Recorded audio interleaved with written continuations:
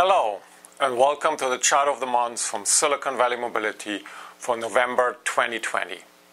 Recently, there has been news that BMW and Daimler want to sell their shared mobility business, allegedly to Uber. Interesting.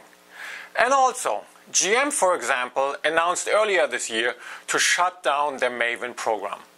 This begs at least two questions. Number one, can automotive companies not run a mobility service?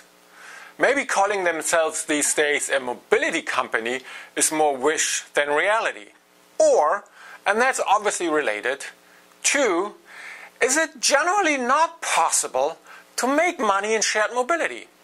After all, other shared mobility companies like Uber, Lyft, Zipcar, etc. are less known for their whopping profits. In that context, I regularly get asked, should an automaker get into mobility services, and if so, how? My answer typically involves this. You should see this as an endeavor similar to motorsport. Huh? What is that supposed to mean? Think about it. What's the point of motorsports? You want to explore new technologies to benefit future vehicles. That's innovation. You want to show vehicles racing prominently around the track. That's advertising. You want to connect with new customer groups, which is why often Formula One, for instance, takes place in emerging markets. That's expansion. Now, mobility services by comparison, that's not that different. Innovation, you want to explore new opportunities for future business. Advertising, you want to display vehicles prominently in cities. Expansion, you want to connect with new customer groups, with especially those currently not considering a car. Ha! Not too bad. That's quite some similarity. What's more, both are endeavors that companies undertake in times of robust positive cash flow. Both are typically cost and not profit centers. Both have hundreds of millions of dollars in budget or losses per year. Both are often close to the marketing departments aiming to foster an innovative image.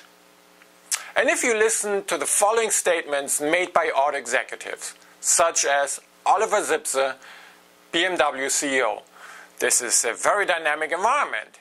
You will see where we make one or the other move. Or Pam Fletcher, General Motors VP of Global Innovation. We've gained extremely valuable insights. Our learnings and developments will go on to benefit and accelerate the growth in other areas. This would fit motorsports as much as mobility services. Actually, those were both statements describing the corporation's shared mobility programs and their exit from those. There you have it. Think about mobility services like motorsports. It's not to make money in the short run. It's a series of endurance races. You have to learn from each race, change your settings, and consider switching your model if necessary.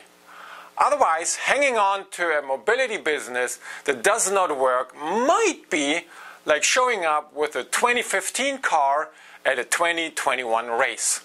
But let's also be clear. To win the championship, first you need to show up at the start. So what is this race in shared mobility all about? Well, it is, in the long run, from market presence to market share, maybe all the way to market dominance. What do you think? Mobility services like motorsports? I look forward to your thoughts. For now, thanks for watching. Bye.